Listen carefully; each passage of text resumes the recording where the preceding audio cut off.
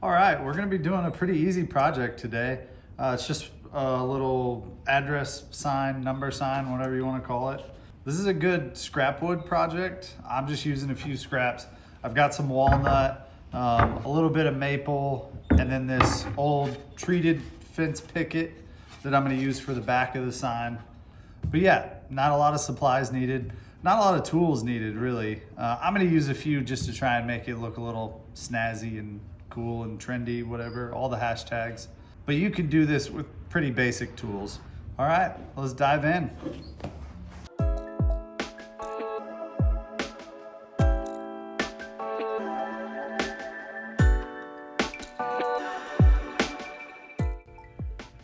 Okay, so I'm starting off with that fence picket piece, and I'm just giving it a few passes through the planer to make sure that it's flat on both sides. And then I hop over to the miter saw just to cut off the dog ears that are on the top of this and cut it down to the length that I want the sign to be.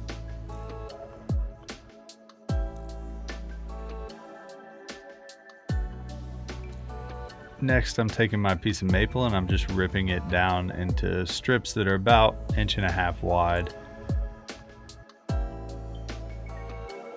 Once I get a couple of those cut, I'm resawing them down in half just to get some thinner strips for the pattern design that I'm going for.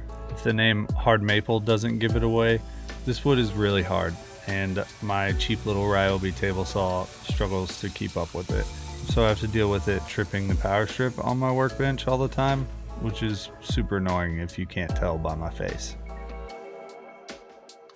But we persevere and keep cutting, only to have it happen again 10 seconds later.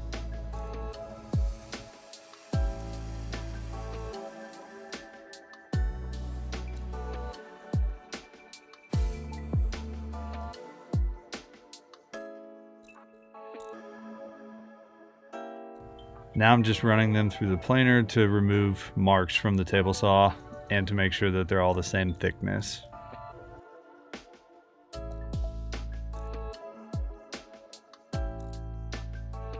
Next, I set up a stop block at about 6 inches and just went to town and cut a whole bunch of these small pieces.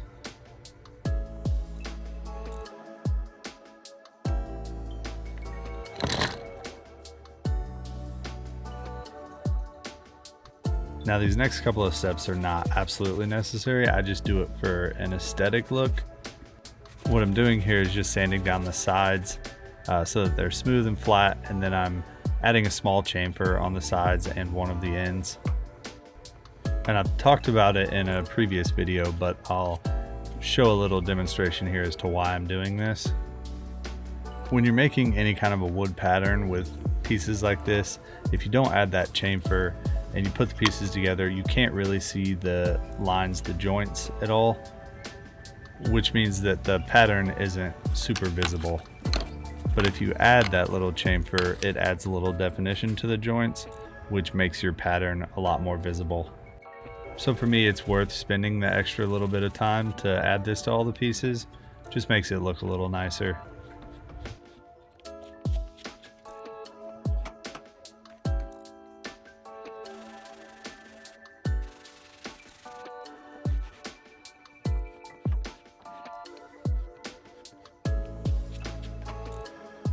Here I'm just laying out my pieces to make sure that I have enough to cover the sign.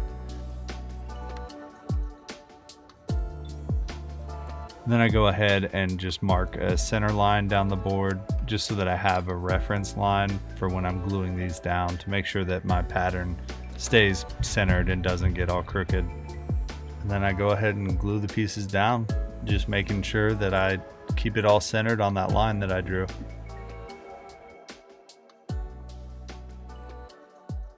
Okay, while that dries, we're gonna work on the actual numbers for it. So I printed off just some numbers in a font that I liked. I'm gonna cut these out. I'm gonna make the numbers out of some walnut here. Now you don't have to make your own numbers. Obviously you can just go buy some. I'm just making my own because I'm bougie and I want to. And I apparently like making projects hard on myself. So let's make some numbers. So I'm just cutting out my little paper templates here, and then I'm arranging them on my piece of walnut just to make sure that everything's gonna fit and get the orientation that I want. Then I'm just attaching the paper templates with some spray adhesive here.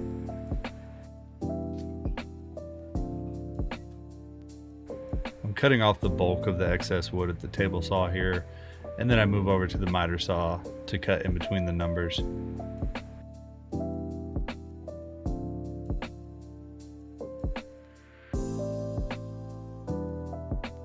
Now, if you have any letters or numbers that you're making like this that have interior holes, like my 9s and my 4, you're gonna have to drill a hole and then use either a scroll saw or a coping saw like I have here, except for mine's a cheap old piece of junk and it takes forever, but it is what it is. So I powered through and got my holes cut out. Now I'm just going through with a file and a rasp to try and clean it up as best I can. And then we take them all over to the bandsaw and just cut out the outside edge of all the numbers.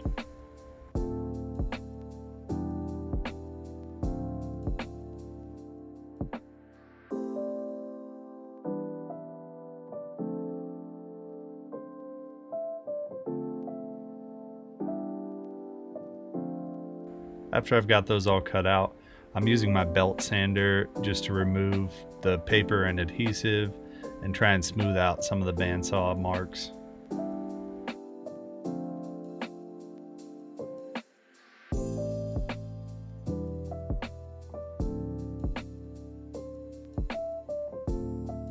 And then we move on to some super fun hand sanding. Just kidding, I hate this part, but it's kind of important to make it look good.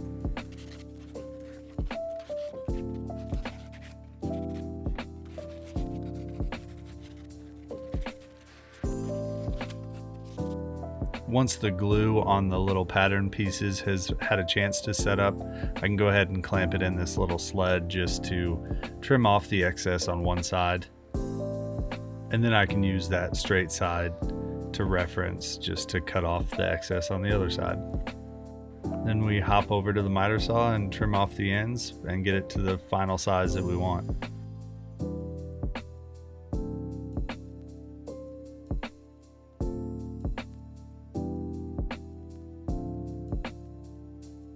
Here I'm just laying out the numbers to make sure that they actually fit on the sign, because honestly I didn't do a good job of checking that beforehand, but luckily they fit and it all worked out just like I planned.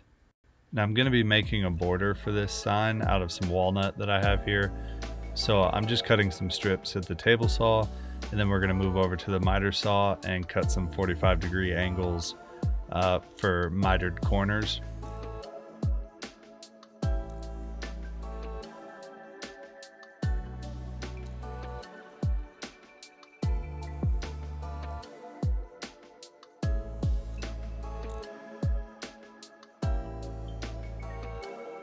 Once that's finished up, I can put it all together here just to have an idea of how the finished product is going to look.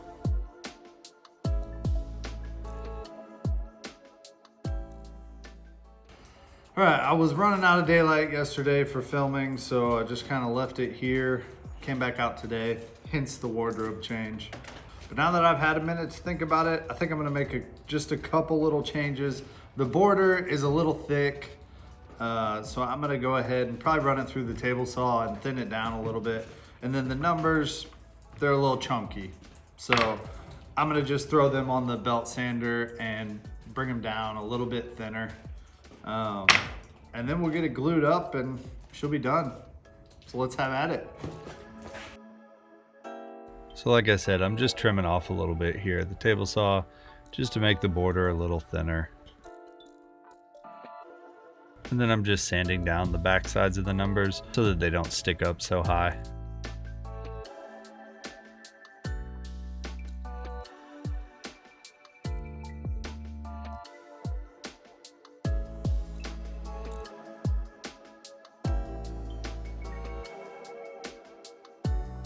Then I'm just doing as much of the finish sanding as I can before we glue everything up, just to make it a little easier because it's kind of hard to sand it once it's all put together.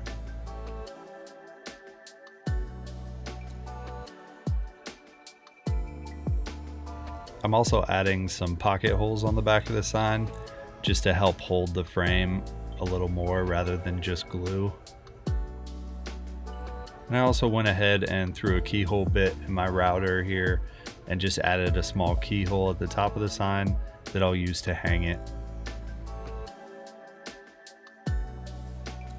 And then we're on to the glue up, which historically for me is always the most chaotic thing.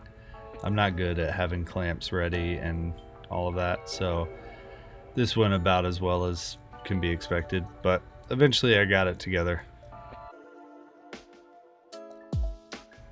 And then I just went ahead and sunk in some screws in the back in those pocket holes just to hold everything together. And I brought the sign inside at this point because it's pretty cold in the shop so that the glue can cure properly. And now that we're inside and that piece has had a bit of time to dry, I can go ahead and attach these numbers. And to attach them, I'm just using a couple dabs of super glue for a temporary hold, as well as some wood glue for a more permanent hold. But if you notice, I realize here the 9 that's in the middle, for some reason the tail is way longer than the other one, and I realized I forgot to trim off a little bit when I was cutting the numbers out. So I pulled it off real quick and trimmed off a little bit off camera and then popped it back on there. No harm, no foul. I'm just glad I realized it before it all had a chance to dry. Otherwise that would have just bugged the heck out of me. Now for finish on this, I'm just using some spray spar urethane here. It's a little bit better for outdoor protection than your usual polyurethane finish or something like that. And I actually came through and did 3 or 4 coats of this.